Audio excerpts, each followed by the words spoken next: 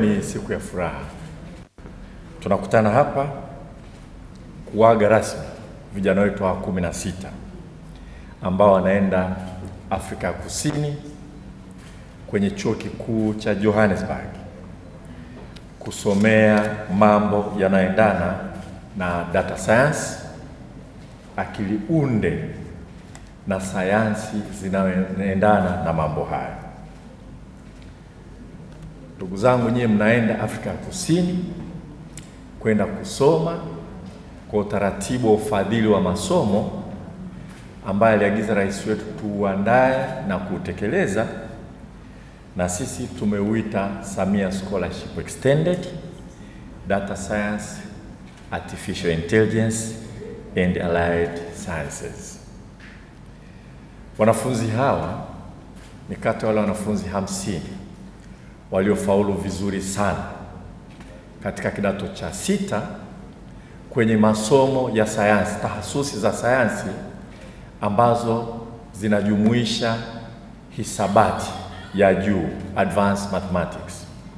Kwa katika wanafunzi wote waliofanya mtihani na matokeo yake kutangazwa mwezi Julai mwaka jana, tuliorodhesha kuanzia wa kwanza mpaka wa 50 kwa ubora wa matokeo yao katika tahasusi walizochukua, lakini tahasusi hizo ilikuwa ni lazima ziwe na masomo ya hisabati, advanced mathematics. Tunafurahi kwamba wanafunzi hao 50 ambao walifanya vizuri kuliko wenzao wanatoka katika shule za aina mbalimbali. Wawili kati yao chimbuko lao ni sekondari za kata, sekondari ya Magamba na sekondari ya Sengerema. Wako wengine wametoka shule binafsi. Kilichohitajika ni ufaulu wako darasani. Kijana mmoja amesema it's merit based. Nadhani katika 50, 20 wametoka sekondari za serikali, 30 sekondari binafsi. Wote hao ni Watanzania. Tunahitaji kutumia uwezo wao kwa ajili ya maendeleo ya nchi yao. Lakini ninachofurahi sana ni kwamba mpaka wawili waliotoka sekondari za kata wameweza kupitia mchujo huu. Inatutia moyo na shule nyingine zote kwamba inawezekana. Na muhimu kuliko yote, katika utaratibu huu tunapeleka watoto kwenda kusoma nje baada ya kidato cha 6. Wengine ni watoto wa wakulima, watoto wa wafugaji na watoto wengine hata kama familia zao zina uwezo mkubwa sana. Mnaenda kusoma chuo kikuu cha Johannesburg, Afrika ya Kusini. Ni chuo bora, kizuri sana. Moja ya sifa ya chuo hiki hasa katika masuala ya kompyuta na engineering ni vile ambavyo wana muunganiko mkubwa sana wa taaluma ya darasani na shughuli na kazi za viwandani. Kila mwanafunzi atakaposoma hapa, mtaona wenyewe, utasoma darasani na utaunganishwa kwenye makampuni ya teknoloji kupata uzoefu wa kile ambacho mnakisoma darasani. Katika wanafunzi 50, 16 wanatangulia kwenda Afrika ya Kusini kwa sababu ya muhula wa masomo, lakini baadaye 34 waliobaki tutawapeleka chuo kikuu cha Limerick, kiko Northern Ireland, kiko Ireland, Jamhuri ya Ireland. Na kule sifa kubwa hiki chuo vile vile ni muunganiko mkubwa wa taaluma darasani na fursa za kufanya kazi kwenye makampuni ya teknolojia. Tumechagua vyuo hivi kwa sababu hiyo, bora sana katika academic, lakini tumetaka strong industrial links, kuhakikisha kwamba mtu unafanya kile unachokifanya darasani unakiunganisha mara moja na masuala ambayo unajifunza. Haya yote tunayafanya ni utekelezaji wa yale ambayo rais wetu aliagiza mwanzoni, lakini ningependa niwakumbushe aliyoyasema tarehe 14 Novemba wakati anahutubia Bunge la Jamhuri ya Muungano wa Tanzania, na nanukuu maneno yake: maneno ya rais wetu Mheshimiwa Dr. Samia Suluhu Hassan bungeni. Kwa upande wa elimu, katika miaka mitano ijayo, utekelezaji kamili wa maboresho ya sera ya elimu inayosisitiza elimu ujuzi. Tutaendelea kuweka mkazo zaidi kwenye masomo ya sayansi na hisabati STEM. Azma yetu ni kuongeza wanasayansi wabobezi katika eneo la sayansi ya data, akili unde, sayansi ya kompyuta na teknolojia za viwandani. Tutatumia mfuko wa Samia Scholarship kusomesha wanasayansi hawa ndani na nje ya nchi. Alitoa ahadi hiyo kwa Watanzania kupitia hotuba yake ya bungeni kwamba tutawasomesha wanasayansi kuwafanya wabobezi ndani na nje ya nchi. Hata siku 100 hazijesha tangu ape tena kuwa rais wa Jamhuri ya Muungano wa Tanzania, ahadi zake hizi zinatekelezwa. Leo tunawaaga hadharani kukumbushia Watanzania kwamba ahadi hii alisema bungeni, utekelezaji wake ni huu. Tunawapelekeni nyie Afrika Kusini kusoma masomo ya sayansi, na hasa eneo hilo la data science, akili unde na allied sciences kama ambavyo rais wetu alisema. Tunafurahi na kujivunia serikali yetu hii ambayo inatoa ahadi na kutekeleza, na sio kutekeleza tu, kutekeleza kwa wakati. Kwa namna pana tunajua mwelekeo wa serikali hii ya awamu ya 6, hata muhula wake wa kwanza wa miaka 5 na sasa hivi muhula wa pili ni kuongeza ubora wa sayansi, kuongeza wanasayansi hapa nchini. Tunajua kwa mfano shule za sayansi za wasichana zimejengwa kila mkoa, na rais wetu aliagiza zijengwe shule za sayansi za wavulana za bweni, ili wale wanaofanya vizuri zaidi wapate fursa ya kusoma.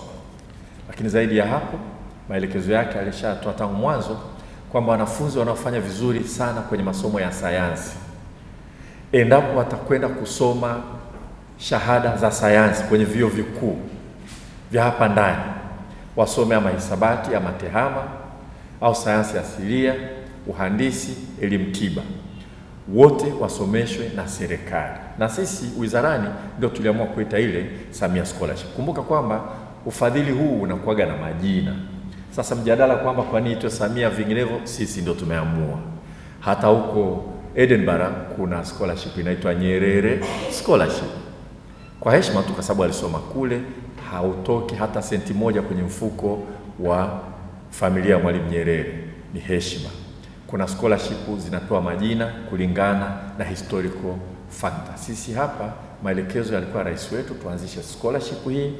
Katika management ya wizara tukasema kwa sababu ufadhili uwe na jina, tunaita kwa heshima kubwa Samia Scholarship. Kwa kuna hiyo, wanafunzi wote wanaomaliza kidato cha 6 kwenye tahasusi za sayansi, wale waliofaulu kuliko wengine, hakuna ujanja, hakuna upendeleo, haijalishi wewe ni mtoto wa nani, umefaulu vizuri, tunatumia Baraza la Mitihani la Tanzania, tunaorodhesha wa kwanza mpaka bajeti itakapoishi, labda 1000. Wale wote wanasomeshwa na serikali katika vyuo vyetu vya ndani, endapo tu watasoma vile masomo ya sayansi, yaani tehama, hisabati, sayansi asilia, uhandisi, elimu tiba.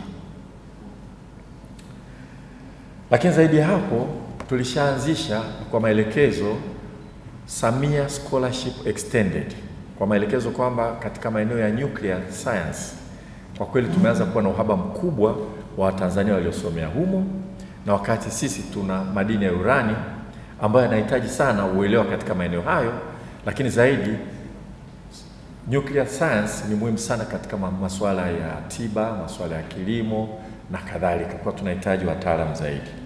Tushaanza tayari kupeleka Watanzania kwenda kufanya degree ya pili, masters katika masuala ya nuclear science, na hao wanapewa utaratibu kupitia Tume ya Nguvu za Atomi hapa Tanzania.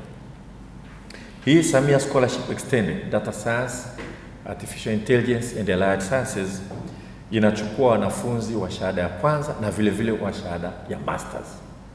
Kwa shahada ya kwanza tunachukua waliofanya vizuri zaidi katika wale ambao wangepata Samia Scholarship hapa nchini, ile cream de la cream, yani wa juu kabisa, tunachukua tunawapeleka kwenda kusoma nje. Sasa hivi tumeanza na 50. Kwa hiyo ina maana kama tulikuwa tunapeleka 1,000 katika Samia Scholarship, wale wa juu 50 tukishawachukua, huku chini tunaongeza 50 wengine katika scholarship za hapa nchini. Kwa upande wa bachelor ambao ndio mnaenda kusoma, tumewaweka na kwa rank kwa performance. Hatuangalie sura ya mtu, hatuangalie jambo jingine lolote, tunaangalia umefanya vipi katika mitihani yako, na ukifanya vizuri tunakupeleka. Na imani yetu ni kwamba huko mnakwenda mtaendelea kufanya vizuri vile vile. Kwa kigezo ndio hicho kwa kila mtu. Kuna mtu mmoja alinipigia, bwana nisaidie mwanangu aingie Samia Scholarship. Nikamwambia wala sina uwezo huo. Mwambie afanye vizuri darasani, hata kama sitasaidia ataingia kwenye Samia Scholarship. Hata nikipenda, hata nisipopenda ataingia kwenye Samia Scholarship. Ni vigezo peke yake vinakuingiza. Kwa hiyo nyie ni wababe, mmefanya vizuri sana, ndio maana mmeingia. Lakini katika utaratibu huo tumeweka fedha kwa ajili ya kuwasomesha Watanzania katika maeneo ya masters, na tulichagua vyuo viwili hapa nchini kwa ajili hiyo. Chini ya hii Samia Scholarship Extended Data Science, Artificial Intelligence and Allied Sciences, kufanya masters tumechagua Indian Institute of Technology. Ni chuo kikuu cha India mahiri sana, kina kampasi yake Zanzibar. Kinachukua wanafunzi kutoka nchi mbalimbali duniani. Tutawapeleka pale kufanya masters wale ambao wako vizuri sana. Ada yake ni kubwa, kwa hiyo Watanzania waliofanya vizuri sana, wengine watoto wa wakulima, watoto wa wafugaji wanashindwa kwenda kupata admission kule. Sasa tunataka na wenyewe waende katika utaratibu huo wa Samia Scholarship. Na wengine tunawapeleka Nelson Mandela African Institute of Science and Technology kwenda kufanya masters hiyo. Vigezo vyake tutaendelea kuvieleza kwa sababu tunaendelea kuvinoa. Kwa sababu kwenye masters kidogo ushindani sio rahisi kama mnaomaliza wote pamoja form 6, tunaweza tukawaranki pale pale. Kwa hiyo tunategemea vigezo. Nelson Mandela walitangaza, walifanya usaili, waliwaambia waandike kama insha kwa nini wanataka kufanya, waliweka vigezo vingi, alafu akatupatia wanafunzi 10 wanaenda kule. Tuliridhika kwamba walao kuna vigezo vinavyofahamika. Kwa hiyo tutakachofanya ni kuhakikisha kwamba hata hii nafasi ya masters tunaipeleka vizuri katika vigezo vilivyo wazi. Watanzania wana haki ya kuhakikisha kwamba fursa hizi zinazobeba jina la rais wetu zinagawanywa kwa haki na uwazi bila upendeleo. Asije akakosa mtoto wa mkulima huko kwa sababu mtoto wa Mkenda anatakiwa kusoma huko. Kwa hiyo ni muhimu sana kuendelea kuwa na uwazi, na uwazi huo tunautangaza ili ukihisi kwamba kinachofanyika sio sahihi, wewe tuambie, au nenda TAKUKURU kawaambie, tunaona kule kinachofanyika sio sahihi. Kwa hiyo tunawahakikishia wazazi Tanzania na wanafunzi, fanya vizuri darasani. Sisi hatuangalii sura wala nini, tunahakikisha kwamba unapata haki yako, kwa sababu ile jina tulochagua kwenye hii scholarship hatutaki hata kidogo liendane na utaratibu ambao hautaridhisha watu. Hasa umuhimu wa sayansi siwezi kueleza sana, kila mmoja anaelewa. Nchi zetu zinaendelea kwa sababu ya sayansi na teknolojia. Teknolojia ni matumizi ya sayansi kwa maana nyingi, lakini kwa nchi ambayo haiwekezi kwenye sayansi ni vigumu sana kuendelea. Na huwa mara nyingi nasema hata sisi kutawaliwa na wakoloni kwa sababu uwezo wetu wa kisayansi na teknolojia ulikuwa chini sana. Wakati wanakuja walikuja na bunduki na mizinga, sisi magobore tulionunua kwa hayatoshi, lakini tulikuwa na mikuki na pinde za kupambana. Kwa teknolojia tulitawaliwa. Tulirudi nyuma kwa sababu tulikuwa tujiwekeza vizuri katika sayansi na teknolojia. Dunia sasa hivi itakuwa ngumu zaidi kwa nchi ambayo haitowekeza katika sayansi na teknolojia. Kasi ya maendeleo ya sayansi na teknolojia ni kubwa mno duniani. Itafika mahali ambapo kwa hakika kila kitu katika nchi yako kitatawaliwa na mambo ya teknolojia. Nitatoa mfano bila kutaja nchi. Iko nchi moja mifumo yao ya teknolojia ilivamiwa, cyber attack. Kivamiwa huko, kama mjajilinda, umeme hauwaki, treni hazitembei, mabenki hayafanyi kazi, hospitali hazifanyi kazi. Ile nchi iliapa, ni nchi ndogo, haitokaa itokee tena. wamesomesha na wamewekeza sana katika sayansi na teknolojia, hasa haya mambo ya cyber security, akili unde na kadhalika. Matokeo yake ile nchi imeendelea sana. Huko mbele ya safari tutapeleka vijana wengi kwenda kusoma huko. Kwa hiyo ni swala muhimu kiuchumi, ni swala muhimu kwenye kilimo, swala muhimu kwenye afya, ni swala muhimu la kufa na kupona kwenye ulinzi na usalama wa nchi yetu. Kwa hiyo sisi tunamshukuru sana rais wetu kwamba ameelekeza tuwekeze na kuongeza nguvu katika kuwasomesha vijana wetu wenye uwezo wasome masomo ya sayansi.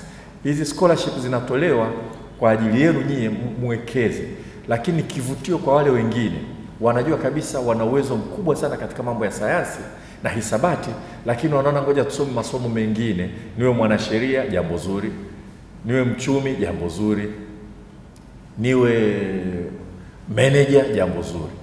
Lakini tukiachia vijana wenye uwezo wa kusoma sayansi wote wakakimbilia upande huu, tukabaki patupu huku kwingine, sisi nchi kama uhuru wetu utakuwa mashakani, uhuru wetu wa kiuchumi na uhuru wetu wa kiulinzi na usalama. Kwa hiyo tunamshukuru rais wetu kwa maelekezo yake na kuhakikisha kwamba bajeti ya kuwapeleka nyie kwenda kusoma inaendelea na itaendelea kukua, na tutaendelea kuwapeleka nje kwenda kusoma. Wanaokwenda sasa hivi nje, kama nilivyosema, mnasoma kwenye vyuo ambavyo vina muunganiko mkubwa na maeneo ya kazi, strong industrial links. Tunatarajia mtafanya hivyo, mtajifunza kwenye makampuni ya teknoloji nini kinaendelea, na nyinyi mtasoma darasani wakati mnaona application yake.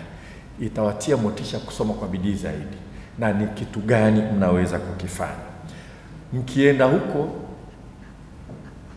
tunachohitaji nyie ni kufanya vizuri, ni kufanya vizuri.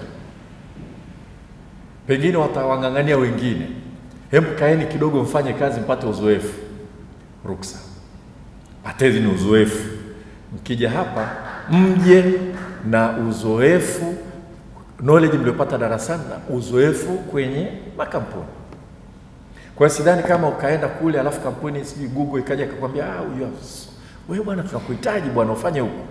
Usiwe na wasiwasi, tutaendelea kukutuma wewe kafanye kazi, kwa sababu uzoefu ule kwenye kampuni ni sehemu ya elimu yako.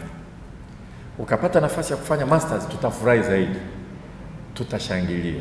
Kwenda PhD tutashangilia zaidi. Kwa hiyo mnavyoenda kule, nyie bado ni Watanzania.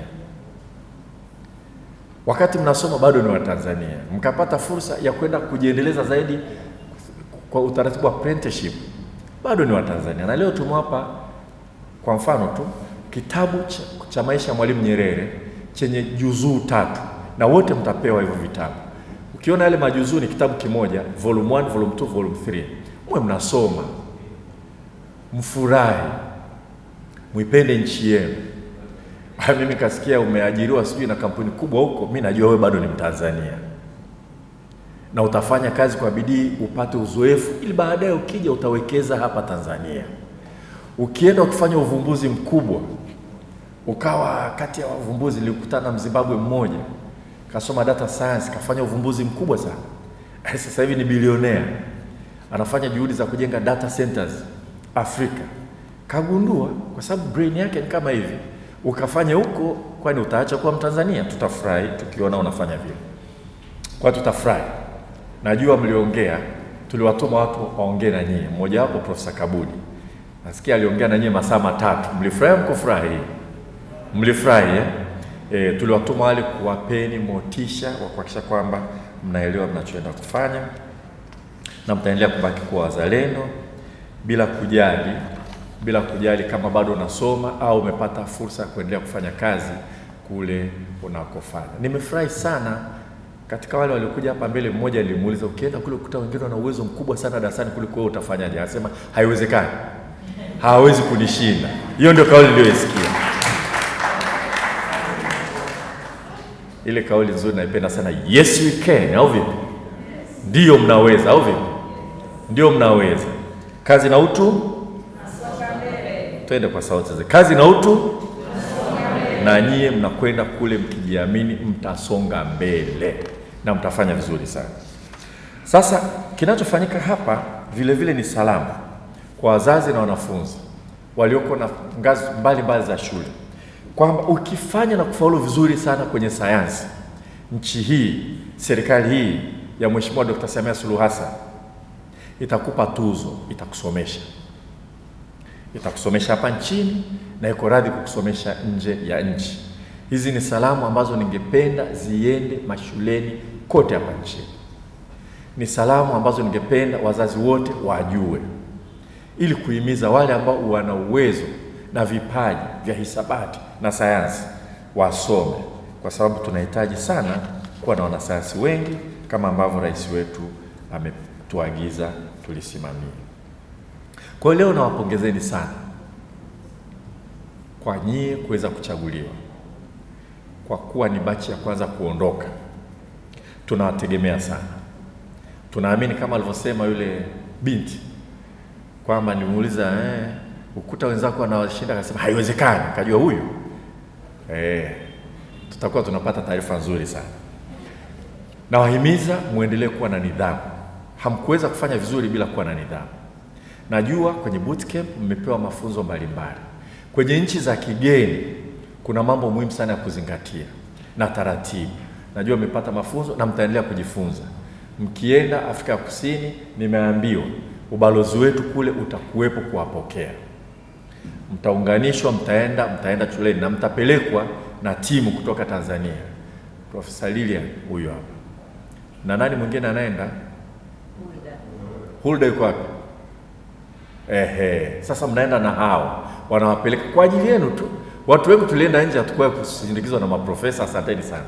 Kaeni chini. Kwa hiyo mnakwenda kule kuhakikisha kwamba mna settle vizuri, mnapata accommodation.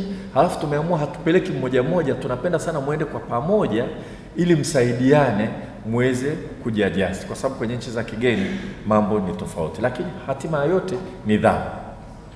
Nidhamu ni muhimu, na nidhamu maana yake ni discipline. Kufuata ratiba, kuendelea kwenda darasani na kutokupotoka na maisha mengine. Katika umri huu wako watu wanafanya vizuri sana, wanapopata fursa wanapotoka. Nyie msikubali. Endeleeni kuwa focused. Unaweza kaenda kule ushawishi makundi, lakini imani yetu kwenu ni kubwa sana. Na sisi tutaendelea kuwafuatilia kwa kadri mnavyoendelea kujua mnafika wapi. Mkipata changamoto tutajitahidi kutatua, lakini na sisi tuna matumaini mengi kwenu. Hasa mimi ningependa kumalizia huku kwa kutoa shukrani nyingi baada ya pongezi zenu kwenu. Taasisi zote ambazo kwa namna moja ama nyingine zimehusika kutufikisha hapa. Kwanza kabisa ni rais wetu ambaye aliagiza tuendelee kutenga budget na aliagiza fedha ziwekwe kwenye budget kwa ajili ya kuwasomesha. Ni maelekezo mahususi ya kwake na nimewasomea hotuba yake aliyotoa bungeni. Lakini nimemsikia mara nyingi akifanya ziara mikoani, zile shule za sayansi amekuwa akizizindua mwenyewe. Na ameagiza, anataka nchi hii iwekeze kwenye sayansi na teknolojia. Namshukuru sana Mheshimiwa Dr. Samia Suluhu Hassan, rais wetu, kwa maelekezo hayo na maono hayo ambayo kwa kweli ni muhimu sana. Inawezekana tumechelewa kidogo, lakini chelewa ufanye nini? Chelewa ufanye nini? Naamini tukiendelea hivi, baada ya muda tutakuwa na critical mass ya wanasayansi. Wengine tutasikia wanafanya Samsung, wanafanya Google, wanafanya wherever you are. Tabaki kuwa Mtanzania, lakini matumaini yetu kwamba mtakwenda mbali sana. Kwa upande wa taasisi nyingine, napenda sana kushukuru Baraza la Mitihani la Tanzania, kwa sababu lenyewe baada ya kumaliza matokeo ndio lilitufanyia orodha, na kwa kuzingatia vile vigezo walifanya vizuri kwenye taasisi za sayansi, lakini ziwe na advanced mathematics. Kwa ile ranking tulichukua kutoka kwao na wanafanya kazi kwa uaminifu. Naipongeza sana COSTECH na uongozi, kwa sababu sisi baada ya kupewa maelekezo tuliamua fedha zije COSTECH. COSTECH ni taasisi, kazi yake ni kuendeleza sayansi na teknolojia hapa nchini.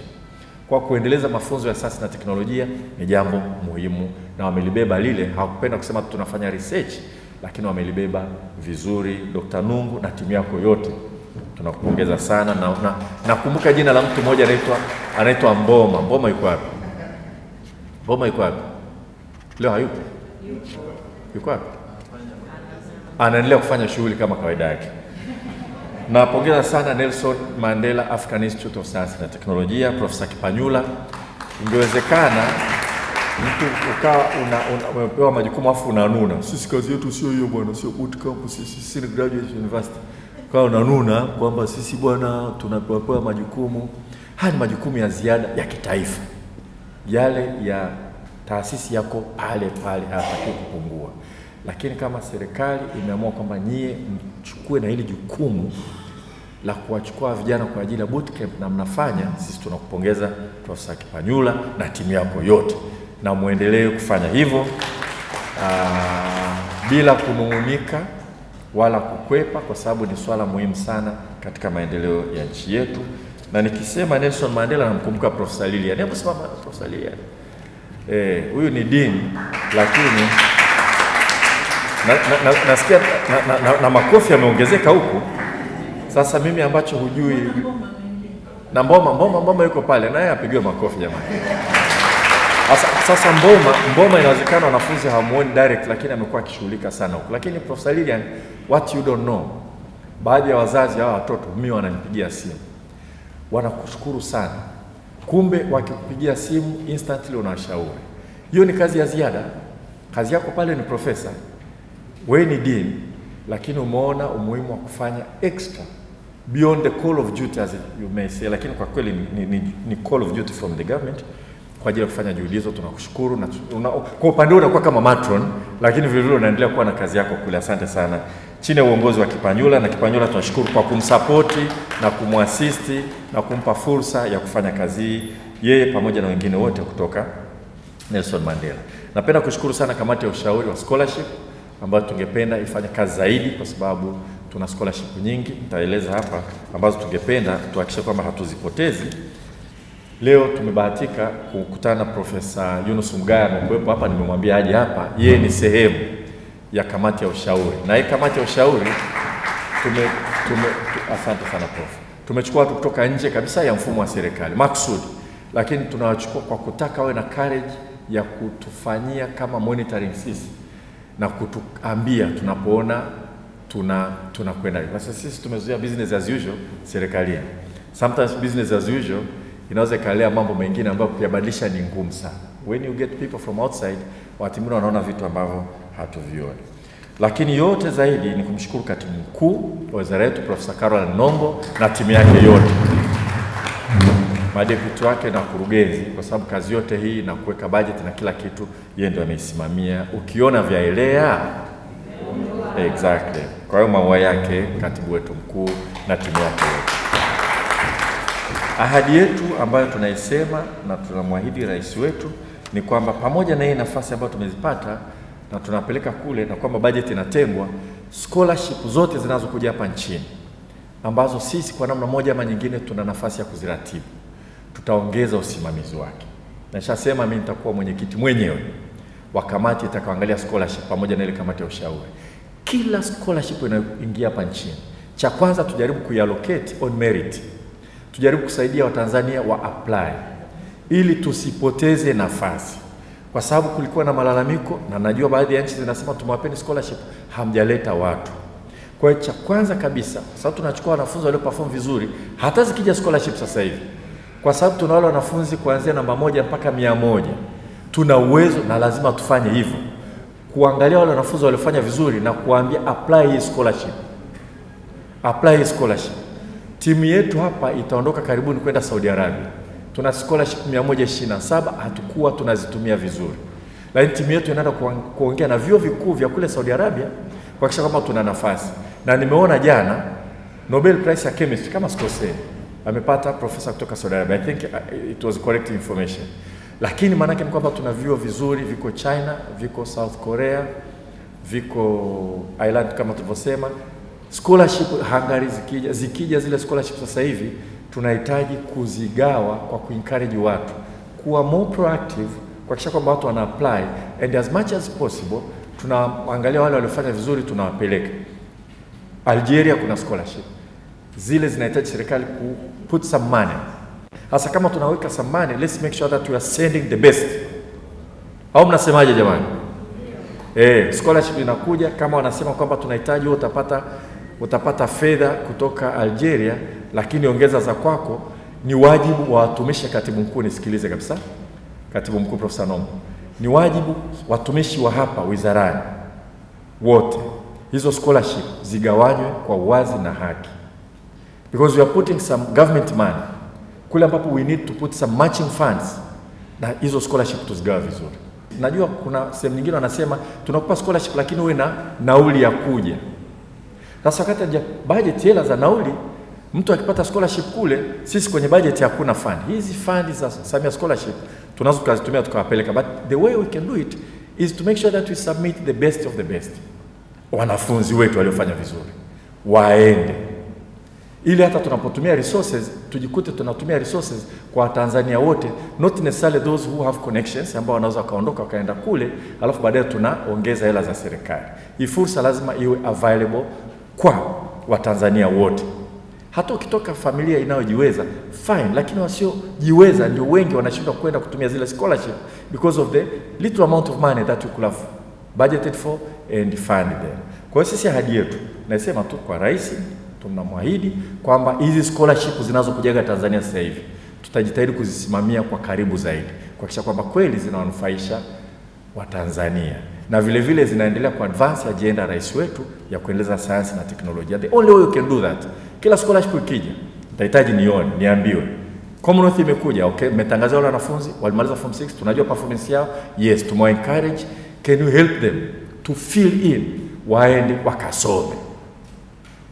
Vile vile tukisikia sijui inakuja scholarship nyingine Hungary, the same we apply. Isiwe tena tunapeleka alafu wakati mwingine wa vijana wanatafuta nafasi, mikopo hawapati, wakati mwingine hawapati ya kutosha, alafu kuna fursa ya kwenda kusoma nje, tukiwapeleka wale tutakuwa na hela za mkopo, tutasomesha na wengine. Au vipi jamani? Lakini siku ya raha leo, au vipi? Sana. Na mimi niseme ukweli, nilivyoangalia vijana hawa na bashasha walionalo inanitia moyo sana. Matumaini yetu ni makubwa sana. Kwa sisi leo tunawaaga, ingawaje nitakaa na nyie nipate chakula cha mchana pamoja na nyie ili kuaga vizuri. Na mtafika kule tutapata taarifa. Vinginevyo naweza kusema kazi na utu. Kazi na utu. Asanteni sana.